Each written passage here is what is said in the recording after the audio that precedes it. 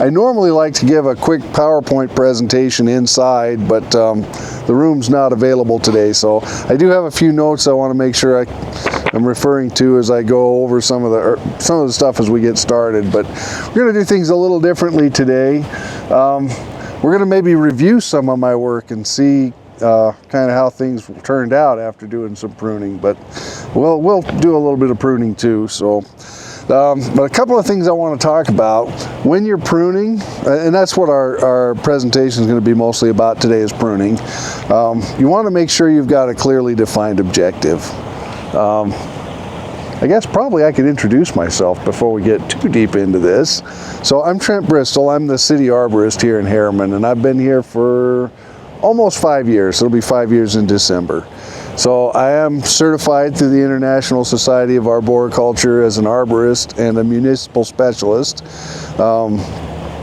And a lot of the stuff that we're going to be talking about today is not just my ideas, but it comes from I don't know if you guys know what ANSI is, the American National Standards Institute, but there are actually ANSI standards for pruning. So those are some of the things we're going to be talking about today and we're going to wander around the park a little bit too. We'll take a look at a couple of different trees. But we want to start out by making sure that we have a clearly defined objective before we start pruning. Not a big fan of random acts of pruning. So a couple of things that you want to think about when you're pruning. You might want to prune to reduce risk. You might want to maintain or improve the health of the tree.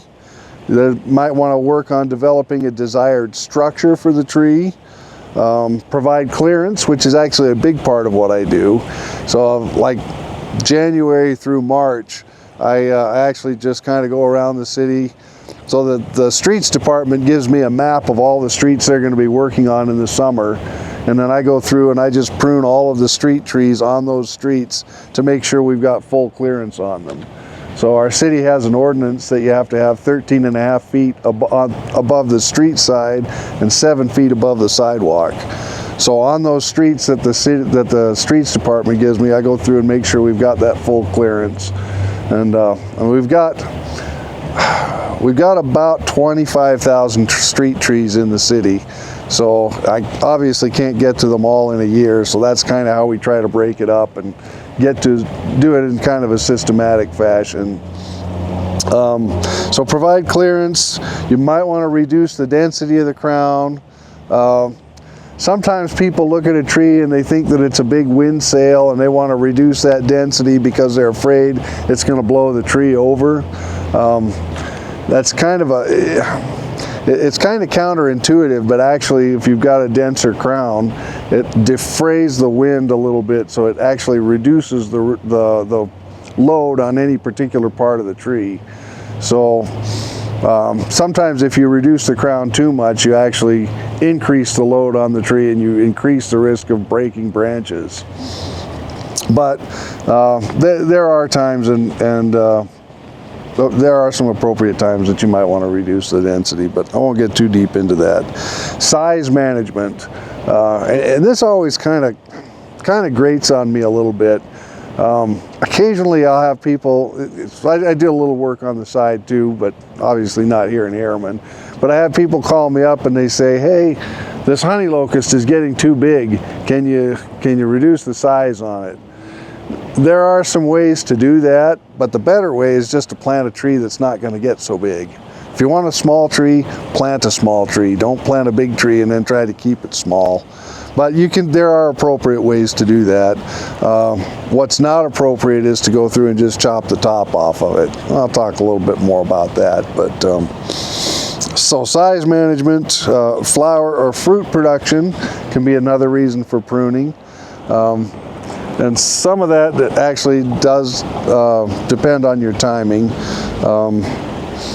We'll talk a little bit about when to prune later. And then maybe just the aesthetics of the tree. So I get a fair number of calls for people who just want to improve the aesthetics of their tree. So let's talk about reducing risk. What sort of risk do you think you might encounter with a tree? I'll just open it up. What do you guys think? Power lines. Power lines, good. What? Insects, okay. Anything else? Falling branches, yeah. So if you've got large dead branches, that's a huge risk. You obviously want to prune those out. If you've got overextended branches, so you've got a fairly large branch and you can tell that it's sticking out too far, that can be a little bit of a risk. Sometimes for one reason or another, the tree will put extra energy into a branch and it gets out way farther than the rest of the tree. So that presents a risk. Codominant stems. So I don't know if what that means is you've got two branches that are competing to be the leader. And that oftentimes results in a fork that's a little bit too narrow, and that creates an issue that's called included bark. So if you've got a fork that's really narrow and those branches start to grow and they grow together and that bark is in between those, it starts to push those branches apart, and instead of forming a branch bark ridge, which we'll talk about in a little bit, it just gets that included bark and that becomes a risk factor. So you want to try to keep a single leader on your tree.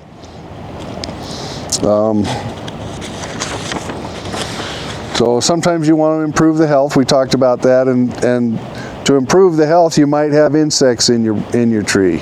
You might have certain branches that have an insect or a disease. Sometimes they're in the stem of the tree and you can't address that through pruning, but sometimes you might find a branch that's infested or diseased, and that's when you want to go through and prune that out. A really good example of that is fire blight. Apples, anything in the rose family is susceptible to fire blight. It's a bacterial disease, so there really isn't a cure for it. The only way to treat for it is to prune it out. But you have to make sure that you go far enough back from the infected part of the branch, and you have to make sure that you are sterilizing your tools in between every cut. Otherwise, you'll just spread it around. I had a mountain ash in my yard one time, and I noticed it had fire blight. And I thought I was smarter than everybody else. I thought, well, I'll just go farther back and prune everything out. I can get far enough back that I don't have to worry about it. So I pruned out all of the diseased branches, and a week later the whole tree was infected and I had to remove the tree. So it's important that you sterilize your tools if you're pruning diseased branches. Any damaged branches or rubbing branches, crossing branches, those are other things that you might want to do to improve the health of your tree. Structure. We talked a little bit about codominant stems. The main trunk of your tree should always be larger than the branches coming off. That just provides strength for the tree. It makes sure that the branches are small enough and the tree is strong enough to hold those branches on. So anytime you've got forking branches, they're going to get smaller and smaller.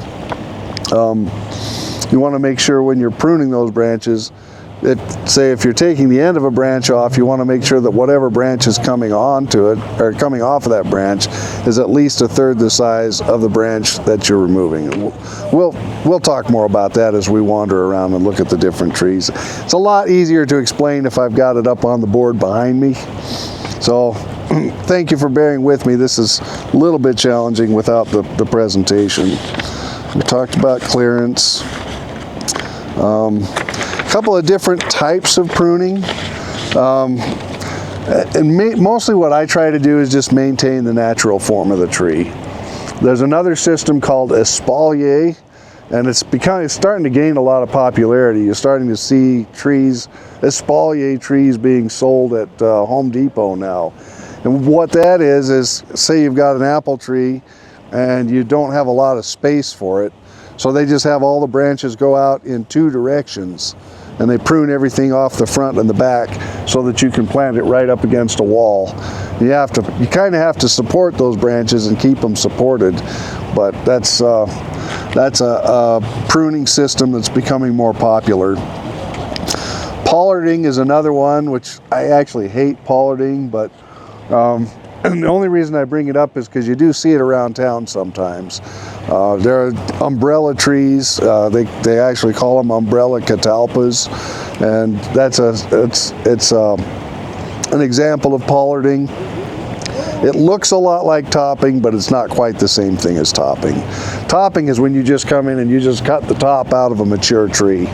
Pollarding has to be started when the tree is little, and then they just remove all the new growth every year, and they develop these knobs, and it just puts out new growth every year, and you remove that new growth, and it just keeps. So pollarding was actually started in Europe as a way to develop pulpwood. So they would just harvest the tops of these trees every year, turn it into pulp, and that way they didn't have to keep replanting the tree. For some reason, people like the look of it. I don't, but that's just my personal opinion. Topping is another system, and topping is totally inappropriate. As I say, that's when you just go through and you take the top out of a mature tree.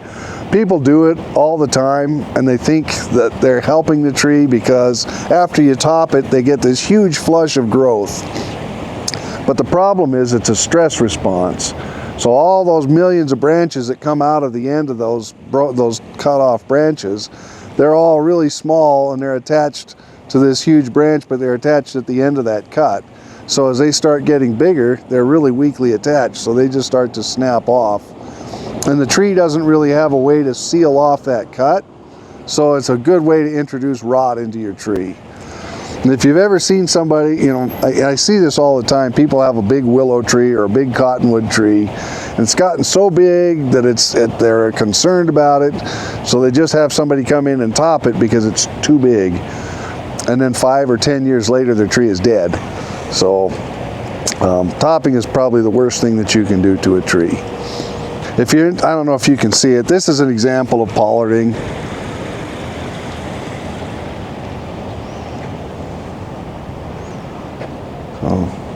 It's a nightmare to prune. I don't care for it at all. But well, to each their own. All right, pruning cuts. So a couple of things you want to look for when you're actually going to cut off a branch. You want to look for the branch bark collar, or the branch collar.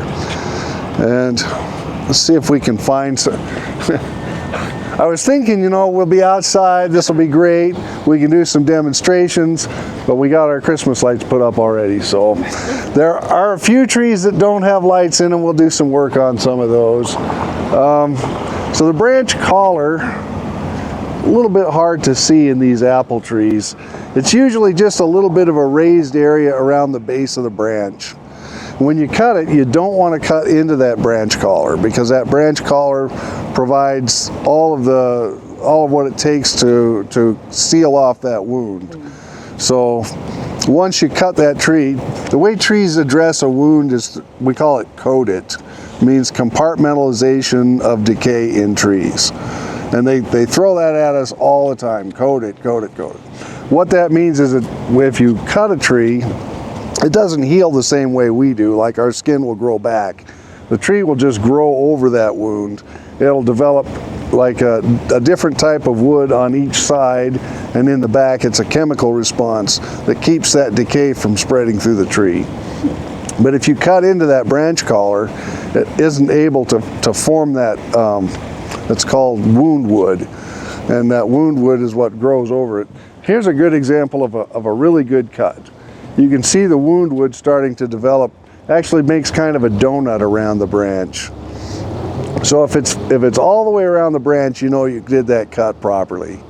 Sometimes if you do a cut improperly, you'll see that wound wood start to develop on one side, or you won't see the wound wood develop at all.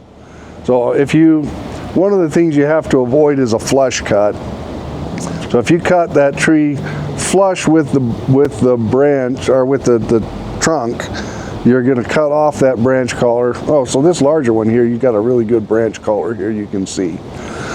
If you flush cut, you're cutting off that branch collar, and that wound wood won't develop. You can see how that bark is kind of wrinkled a little bit. So you want to go just outside of that when you cut that branch off. And you typically want to go perpendicular to the branch.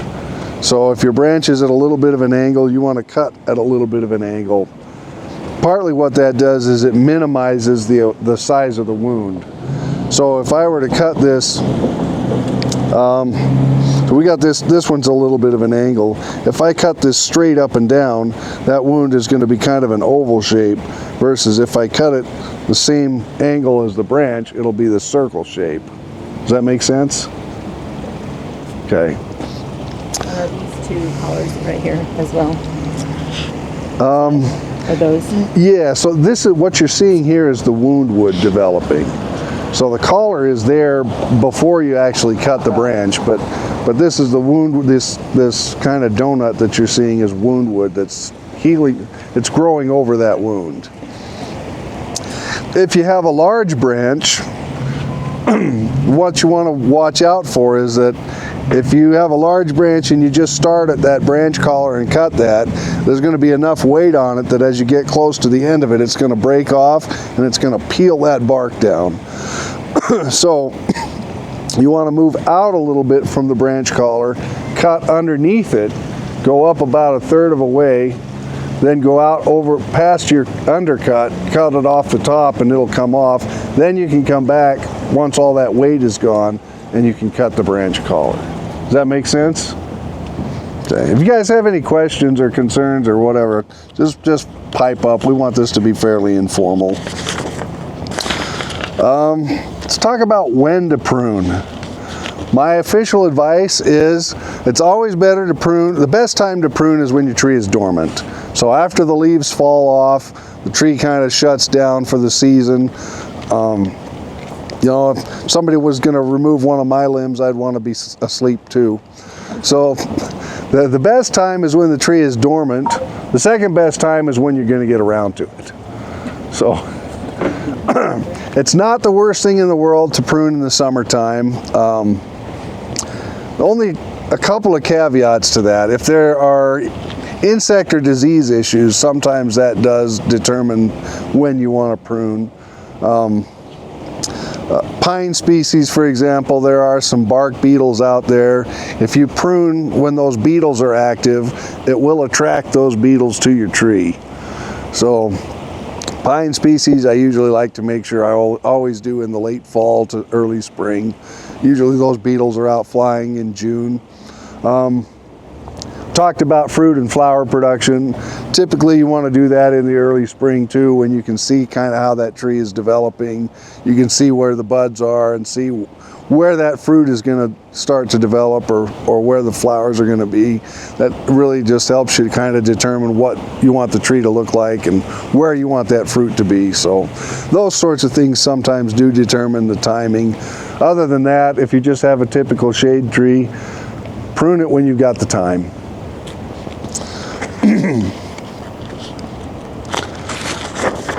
Couple of things, and this actually isn't in my presentation, but there's a practice called lion tailing, and what it means is you basically cut all of the branches off of the inside part of the tree, and you just leave kind of a tuft on the edge of the branch. It's an inappropriate practice, because what that does is puts all the load on the end of that branch.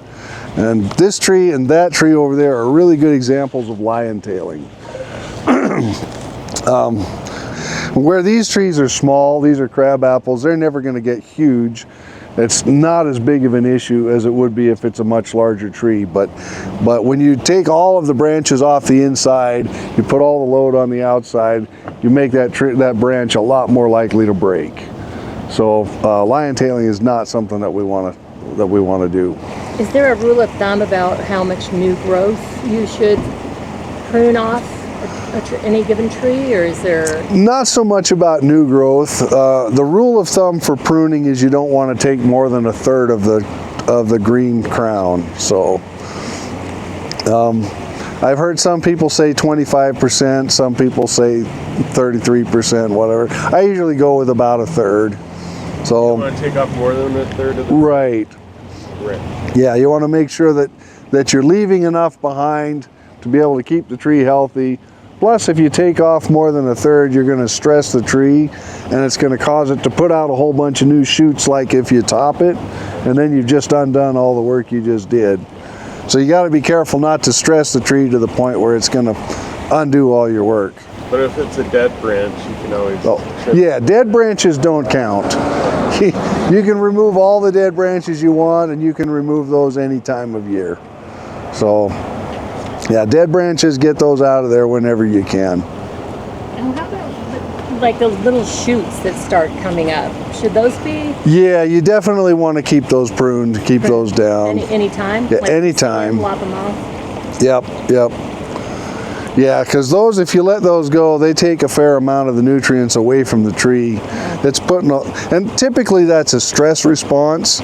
So if you've got shoots coming up at the base, typically that means your tree is stressed in some way. If it's a crabapple, it's just going to do that anyway.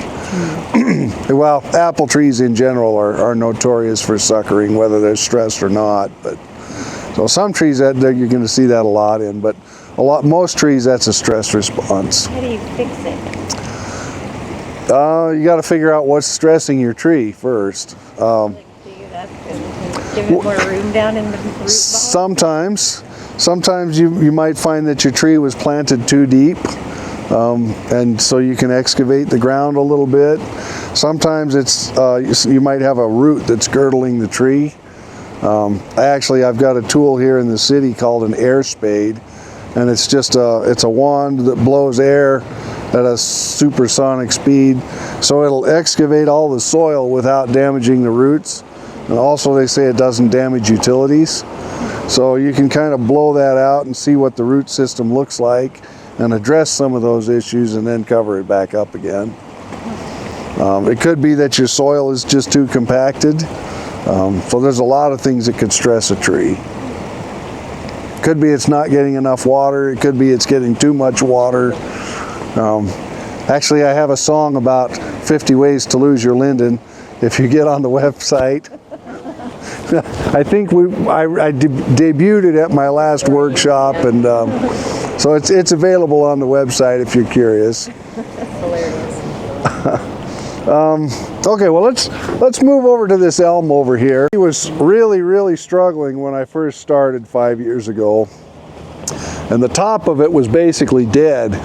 So you can kind of see this was where the top of the tree was, and it was completely dead, so I cut that off.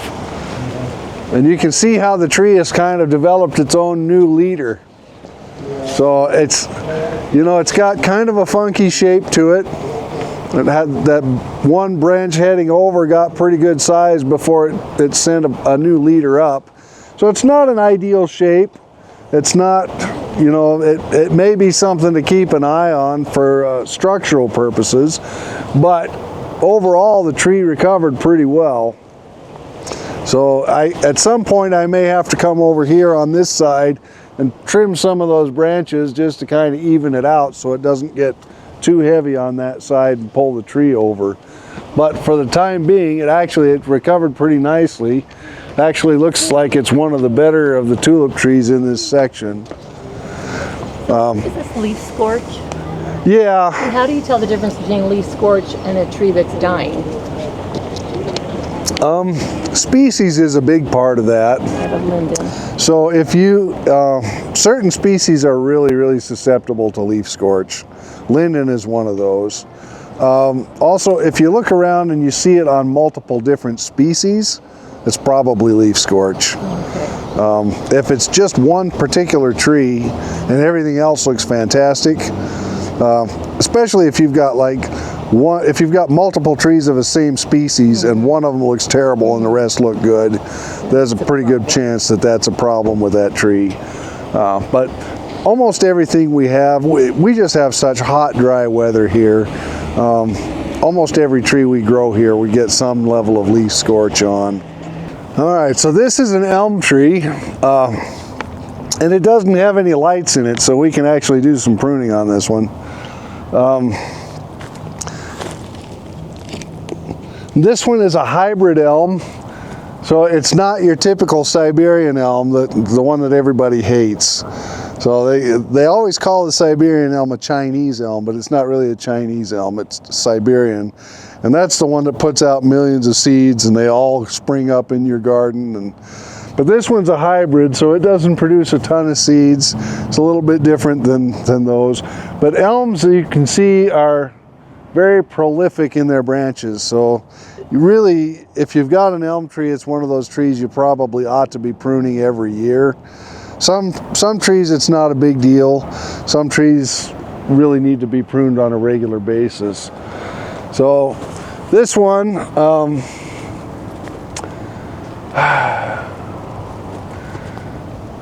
kind of hard to even tell where to start sometimes.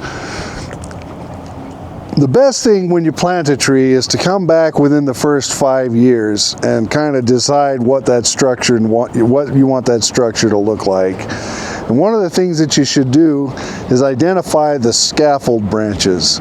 So the main branches coming off the trunk, and you want those scaffold branches to be well spaced and to make sure that they go all the way around the tree. This tree didn't get, most of these trees haven't gotten that in their first 5 years. How old is this park? It's about 2017. Okay, so it's not quite 10 years old. It's not too late for some of the trees, but some of these larger trees, I really am not ready to go in and start removing things to the point where you get that really good solid structure. But there are a few things that would concern me on this tree. Typically, it's not something that I would spend a lot of time on, but looking at tight unions, we always, in the business, we used to always call those crotches, but when you're talking to 13-year-olds, that gets uncomfortable. So branch unions, I'm trying to retrain myself to use different terminology. When they're tight, that's when we start getting that included bark. So if you're a football fan, a U is better than a Y. Sorry.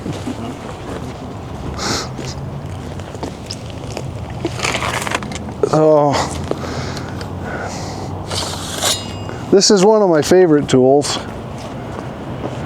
This is one of the things that allows me to keep my feet on the ground.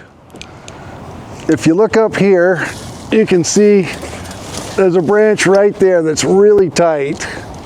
And at some point, we're going to start, if we haven't already got it, we're going to start getting some included bark. So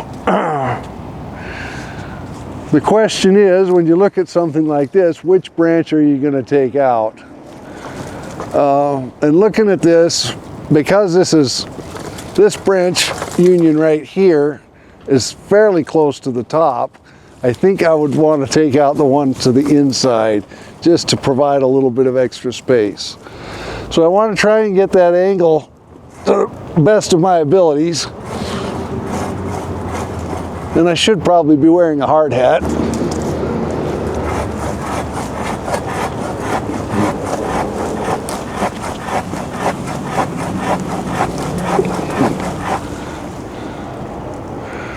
Looks like I'm a little bit high on that cut too.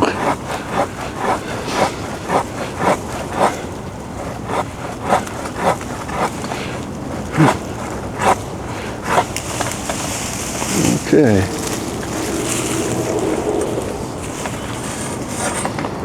Oop. Now I have to make sure I know which one it is, and I can. Is it this one? Yeah. All right. Well, it doesn't want to let go.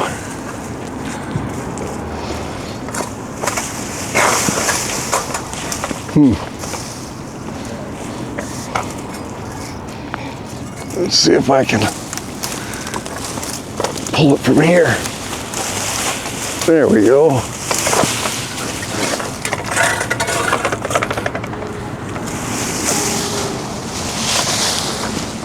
Oh, that does not want to let go.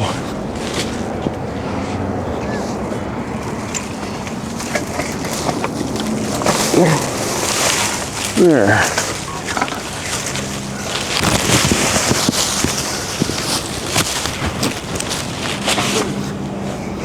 So It just opens that up a little bit. And I can see that I actually made my cut too high. So I don't know if you can see in there, but you can see that there's still a gap between those two branches. So I need to come in and actually take that a little bit lower. Well, I might have to come back and fix that one. I just can't quite get that today. Okay. Yeah. What about at the bottom of the canopy where the limbs are, the little branches are starting to grow down towards the ground? Is that be encouraged, discouraged, pruned away? Yeah, typically, if you've got limbs that are growing down, I do try to discourage that. Some of that too depends on your traffic underneath the tree. So if you are if you've got lawn under here and you have to mow, you definitely want to prune these out so you're not hitting yourself. So we do get a fair amount of that. You know, with this particular tree, there's not a lot going on underneath it, so I generally don't worry too much about that, unless once they start getting big, it might cause a problem. Elm trees have a tendency to put out thousands and thousands of small branches, and the little branches don't always live for very long, so sometimes they'll die off and just snap off. Not something I worry about too much with these trees. Other trees maybe a little bit more. But that's a good question. If I was going to go through and really clean this tree up, if it was in my yard, I probably would take all these ones growing down, and you know, we've got some here that are growing backwards into the crown. Got some little dead ones. You know, it would take an awful long time to go through and prune out all of these little dead limbs. But like I say, this kind of stuff, this will break off eventually anyway, so I don't worry too much about that. If it gets bigger than that, you know, wrist size or whatever, and then dies, I definitely want to take that out. But when you get these tiny little ones that die, I mean, it would be a daunting task to prune all of those out. Anything else that you see on this tree that's a source of significant concern? When you go to cut these little ones, would you just cut the whole thing off, or could you go like, I don't know, I always go for the joint and then maybe it will sprout up? Yeah, so that's kind of what I was saying before, how if you're going to cut the end of a branch off, you want to make sure that whatever you cut it back to is at least a third the size of what you're cutting. So with this branch, you could cut it back to there, because this one is a third of the size of this. You could cut it back to here probably. I wouldn't cut it back to this one, because this one's too small. So what that ends up doing is you end up getting a chunk of dead wood right there. So if the branch is big enough, it'll continue to support it. If the branch is too small, it won't continue to support that small branch, or that small branch might break off. So the branch that's coming off of it should be at least a third of the size Yes. of the one that's remaining. Yeah, so like here would be a really good place to cut this off, because this branch is it's almost the same size. It's a little bit more than half the size. Or if you wanted to, you could take it all the way back to here, which then you're cutting it back to a branch that's bigger. So here's one that's crossing. Definitely want to take that off.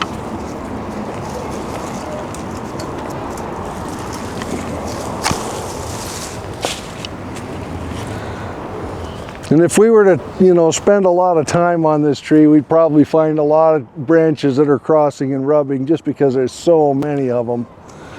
Here's one. And then you start taking them off and you start seeing things a little bit better. You see one that's right here that's going to cause a problem.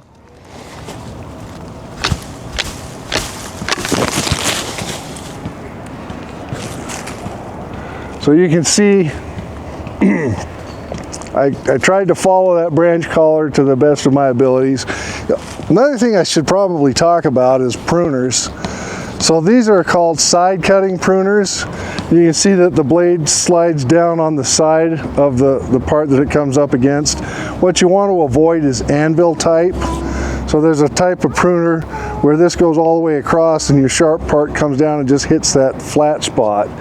Avoid those kind because that causes more damage than it just tears the branch rather than cutting it. So you always want to use side cutting pruners rather than anvil type. So you want to have a clean cut. Yeah, the cleaner the cut, the better. So if you've got, if you tear the bark or whatever, it's really hard for the tree to heal over that tear. So sometimes if you end up tearing something, sometimes it's good to take a sharp knife and just clean that up a little bit. Other questions? Anything else you see here that? When deciding the tree and how it's going to be shaped, how do you know how to determine like height, width, those kind of things? How to affect that? So a lot of that just comes with the tree species that you're planting. Okay. You know, usually when you buy a tree at the nursery, there's a tag on it that'll tell you about how high that tree is going to grow and how wide it's going to grow, kind of what to expect. Okay. If you cut bottom branches, will that influence it wanting to grow taller? Or? It kind of depends. If you cut lower branches when the tree is young, sometimes that influences how wide the trunk becomes. So these low branches are what provides nutrients to this part of the tree. So if you take off all those low branches, it's going to be tall and skinny. Yeah. If you leave the low branches on, it's going to have a lot more taper to it. And the taper is a good thing for trees that are open grown in your yard or whatever because they're stronger. I was a forester for 25 years, and as a forester we tried to minimize taper because we were going to cut those trees into boards. So taper causes waste when you're cutting them into lumber. But when you're dealing with yard trees, something you want to stay there forever, the more taper you have, the better. So with that being said, you have to understand too that low branches are considered, like really low branches are temporary. You know, with the exception of certain species, you're eventually going to want to start removing some of those really low branches so that you've got a tree form rather than a shrub.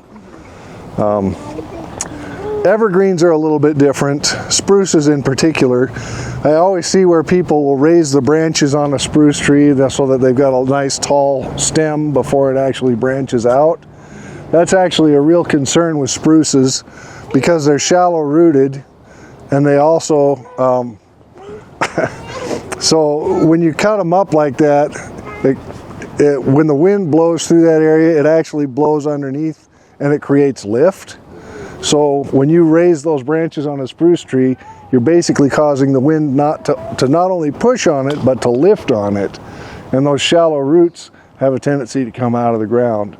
So probably 85 to 90% of the trees I see blow over are spruce trees. And a lot of times it's because people have pruned them up. So that's a real concern for some of those species. But for your typical hardwood species, you definitely don't want your branches to be really low next to the ground. I guess even with those there are some exceptions. Beech trees are one that you typically see with branches really low to the ground. If you go over to the dog park, we planted a bunch of beech trees, and somebody has come and pruned up some of those lower branches, but I was hoping to leave those there. So like where we need street clearance of the 13 feet and 7 feet, the best time is within the first 5 years to try and determine some of those lower branches. That definitely helps. One thing you have to be a little bit careful of though is when in that first 5 years, your tree's not going to be very tall. So you have to remember that, I mean, you're not going to get 13-foot clearance on an 8-foot tree. So you got to kind of keep that in mind. But as it starts to extend over the street, the sooner you can address that, the better. Because obviously a small cut is better than a big cut.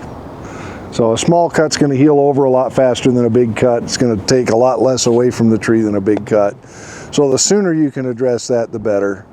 And typically, the farther back you go, the better. But sometimes you do have to let that tree grow up a little bit before you start to think about those types of cuts, because 13.5 feet is taller than you think. So, but trees like chokecherry is a great tree, but it has a tendency to put branches up that then turn around and angle down. So it's really hard to prune those choke cherries to a 13.5 foot because all those branches are just hanging down. So, did I see a question? Yeah, for evergreens like junipers or maybe arborvitaes or things like that, are the pruning times of the year kind of similar to your shade trees, or would you do those differently? No, those are pretty much any time. Yeah, like I say, just anything that has insect or disease concerns, but most of your junipers are pretty limited in disease issues. Like spider mites can be kind of a problem in certain things, but they're going to be a problem no matter what because they're attracted to the foliage, not to the wood being cut. So, is there any sort of like, you trying to shape them or focus on like having 1 leader? You can. Most conifers I like to make sure have a single leader. Junipers and arborvitaes are a little bit different. I think they have a better look to them if they maintain a single leader, but if they're open grown, they kind of do whatever they want to do. So you definitely can shape those. I didn't talk about topiary, which is another form of pruning. And a lot of times with your arborvitae, that's essentially what you're doing is topiary when you're trying to shape those. Thank you. And doesn't necessarily mean you're going to turn it into an elephant. You might just want a nice hedge. But other questions? Yeah, we have a flowering pear of some kind that we planted last year in front of our house. It gets a lot of heat in the summer, and the ends of the leaves are black. And I don't know if that's some sort of disease or if that's heat that's causing that. So I will tell you, flowering pear, we actually have banned those in our park strips. You can put them in your yard if you want, It's in the yard, but they are susceptible to fire blight. And it's called. yeah, fire blight, and it looks like it was actually lit on fire and burned. So typically it's more of a branch thing, but bless you. But it can affect the leaves as well, and it's bacterial, so there's not really any way that you can treat it. You can put copper sulfate on the tree, which will slow it down a little bit, but the only way to really remove fire blight is to prune those limbs out that are affected. So you got to make sure, just keep your tree well watered, keep it happy, and that'll help it be resistant to it. And there are certain species that are somewhat resistant. One thing I will tell you with flowering pears, they have a really nasty habit of forming those really tight branch unions. So flowering pears have a really nasty habit of getting that included bark, and you'll get a large branch that just snaps off and takes half the tree with it, which is one of the reasons why we've banned them in park strips. But if you keep an eye on your tree, if you prune it, look out for those kinds of things and prune them out when they're small, you can avoid a lot of that. I just can't do it with 15,000 trees. Yeah. So. All right, thank you. How do you determine diseases or bugs or things like that? Well, If we have a concern, to figure that out. you can call me. Sometimes I can come out and give you a quick assessment. I can't compete with private industry, so there are private arborists out there who can do a full assessment for you, and they'll charge you for it. But if you go to the Utah Community Forest Council webpage, I think it's urbanforest.com. But if you Google Utah Community Forest Council, they actually have a list of arborists for hire. And they're all ISA certified. So if you're gonna hire somebody to do tree work, I highly recommend you get someone that's ISA certified. If they're gonna remove the tree, at least make sure they're licensed and insured. If they're gonna prune the tree or treat the tree in any way, I highly recommend they're ISA certified. So. And you said what was the website? I think it's urbanforest.com. But you said Utah Community Forest? Utah Community Forest Council is the organization that hosts that. kind of embarrassed. I put a really crappy cut out there while we were doing our workshop, but You would have done better than I did. well, I don't know. Let's come over here. Extended branches. This tree's got some that are starting to get to that point. Right now they're little, so they're not a huge issue, but some of these branches that are sticking way out like that, once they start getting bigger, they could potentially cause some problems. So this is probably a really good time to come in and cut those back a little bit.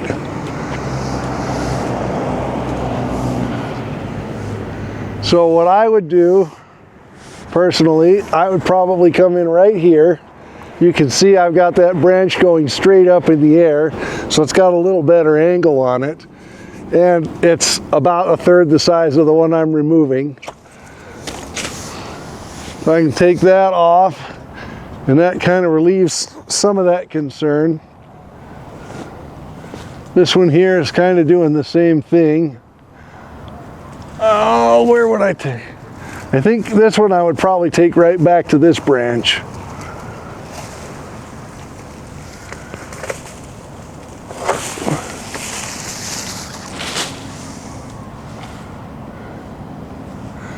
And then we've got a couple over here.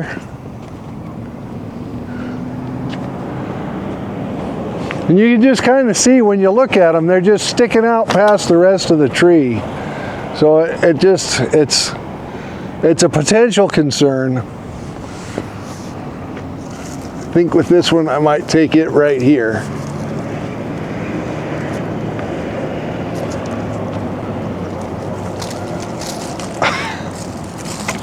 There we go.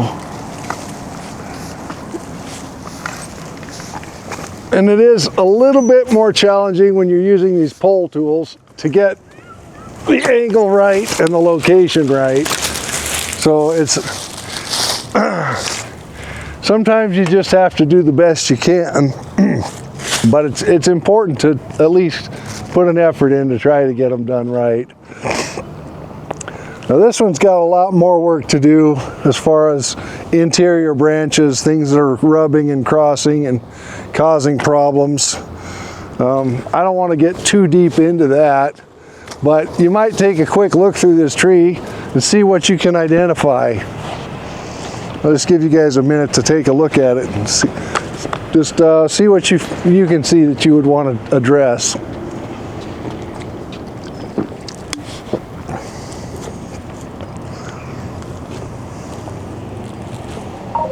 I think the ones that just shoot out by themselves.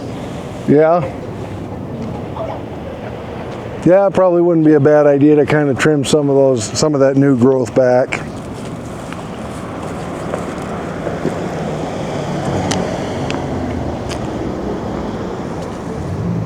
So this branch is kind of extending out a little further. Uh-huh. It has a pretty tight, is that more of a U that you would consider?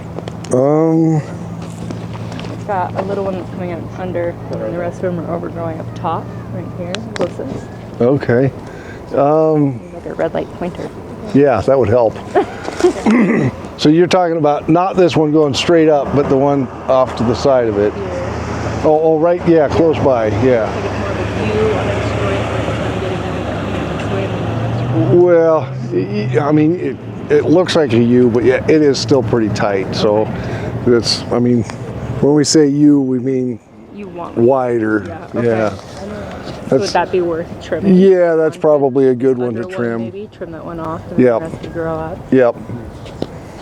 Yeah, probably one of the biggest concerns that I have when I look at it, I'm looking at this branch right here.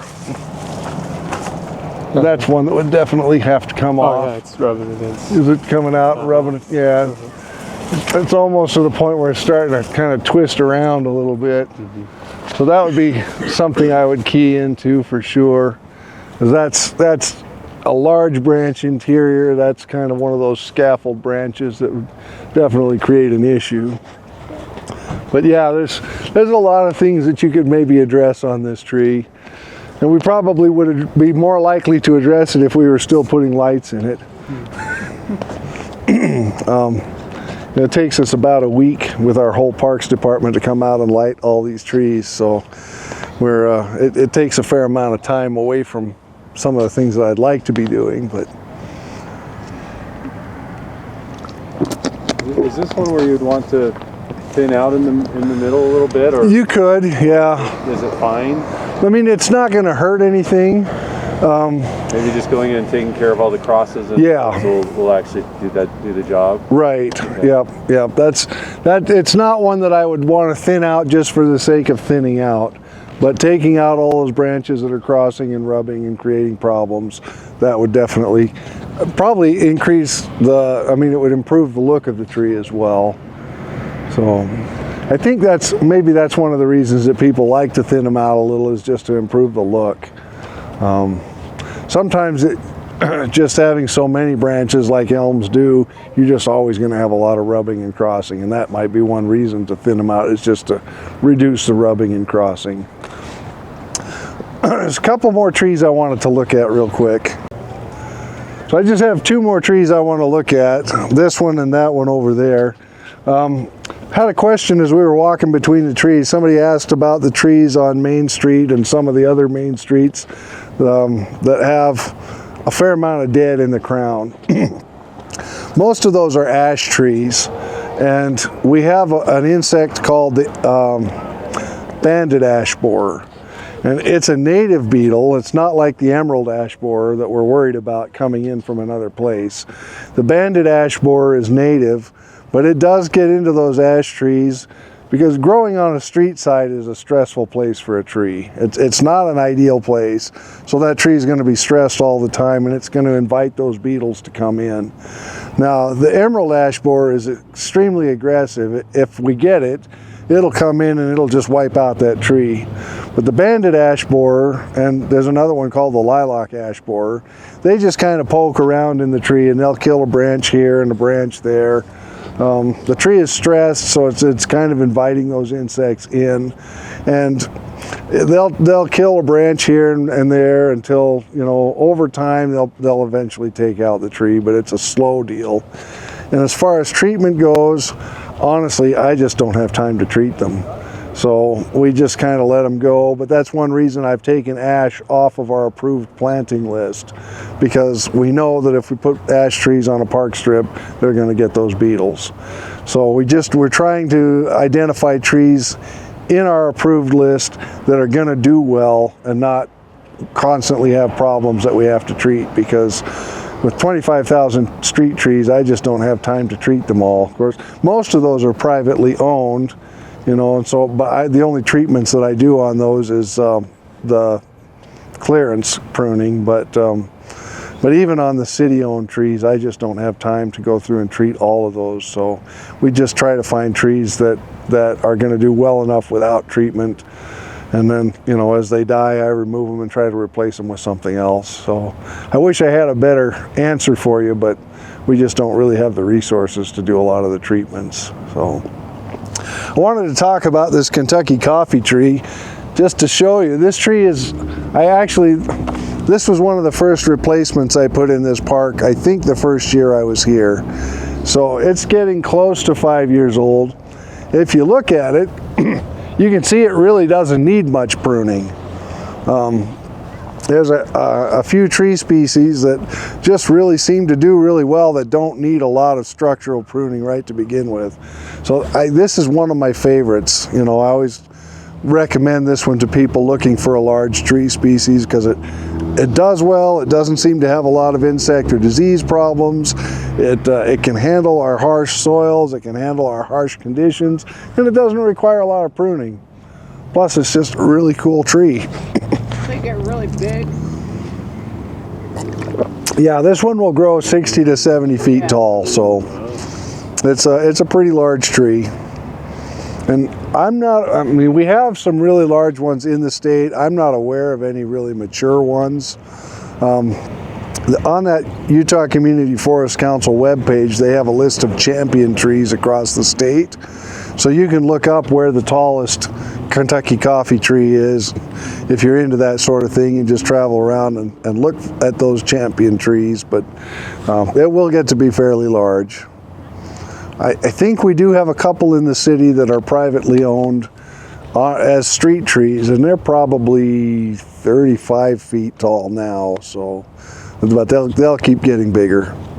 But I just wanted to show that there are some trees that don't require a lot of pruning. They just come with good structure. At 60 feet, are you concerned about the roots uplifting the concrete or anything? Not here. You know, we've got plenty of root space for it here. And some trees are a lot more invasive in their root systems. Honey locust has a really invasive, crazy root system. These ones are obviously have to put out a big enough root system to support a tree that size, but they don't really tend to cause the problems that some other tree species do. But it's got plenty of root space here to spread out. Roots are typically going to go the path of least resistance. So it's got lots of different areas to go. You know, if you put a tree in a 5-foot park strip, those roots only have so many different places that they can go.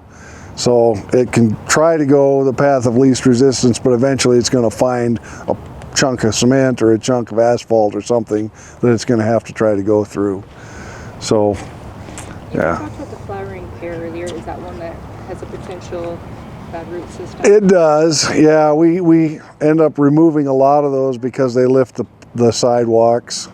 They don't get really tall. You know, it's a 35, 40-foot tree generally, but the root systems do have a tendency to lift the sidewalk. And our streets crew comes out and they'll take out the sidewalk and cut the roots so they can put a new sidewalk in, and then I have to take out the tree so it doesn't fall over on somebody. So it's a bit of a problem. But again, if you give it enough space, it's not an issue. So it's just if you put it in too tight of a space. So I just wanted to take a quick look at this cottonwood over here. So cottonwoods are awesome trees when they're growing by the river. When they got plenty of space, you don't have to worry about anything underneath them. It's a terrible tree for your yard. And you can see over here that you can see some of these big roots starting to reach the surface and starting to spread around. So this one will start popping sprouts up all over in the grass underneath it. Just anytime you damage those roots, it stimulates them to sprout again, to sprout a new tree. But what I wanted to talk about, this tree originally had codominant leaders. So it had two leaders, the two main trunks going straight up from one spot. And it was pretty good size when I first started here, and those two leaders had already established. And I looked at it a few times, and I really had a hard time deciding which one I wanted to leave. And I kept getting busy and finding other things to do. And so it ended up getting pretty big before I finally decided it's time for me to pick one of these. So if you come around here, you can see where I cut.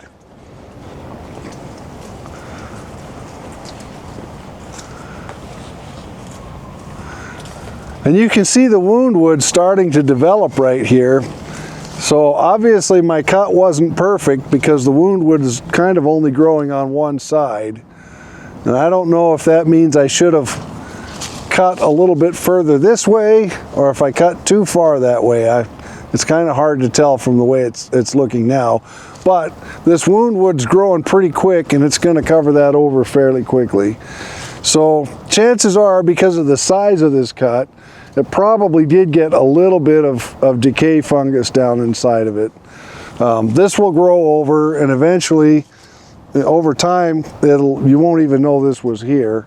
But it will have a little bit of decay inside, and over time that decay will probably expand. But this tree will have, it's got some time. But you can see there are some other branches that have kind of grown around where I cut that. And I probably need to come in and prune those a little bit. Definitely this one coming out and down. that's not an ideal angle for a branch, so we want to get rid of that. We talked about low branches. These are low enough that we definitely want to cut these off. But yeah, I mean, over time, the tree starts to put all of its resources back into just the one side, and it's really taken off. So I wish I had come in and cut that sooner, but even at the point that I did cut it, I think the tree's going to be okay. But one thing to know about cottonwoods, especially if you plant them in your yard, you're lucky to get 25 years out of a cottonwood. So they'll get huge and they'll live for about 25 years, and then you have a huge dead tree in your yard. So I always try and encourage people, don't plant a cottonwood in your yard, because it's just going to be a problem for you. But just wanted to take a quick look at that cut, really. So that's all I really wanted to talk about here. So with that, are there any other questions we haven't addressed? Or yeah, we have a root in our yard and we don't like it. And I have to like mow around it. Anything on that? How much do you like the tree? Well, it's our neighbors. Oh. That does add a level of complexity. I don't know. One thing tall one. Yeah, one thing I will tell you, when the roots are sticking up like that, people a lot of times are tempted to come and bury those and get grass to grow over it or whatever. If you change the grade underneath the tree, if you're adding soil or whatever, you're going to diminish the lifespan of that tree. So they really don't like it when you change the grade underneath it. They don't like when you add soil. They don't, some people will say, well, hey, can I just cut that root? Yeah. Well, sure, if you don't mind the tree tipping over. Oh, okay. Good. Okay, that's the main thing. So, yeah.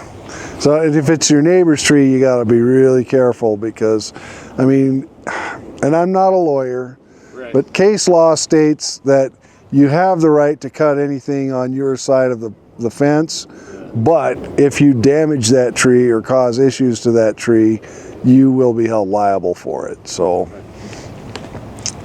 you do have to be careful. What about the quaking aspen? They do the same thing. Oh, yeah. Roots and suckers all over the yard. Yep.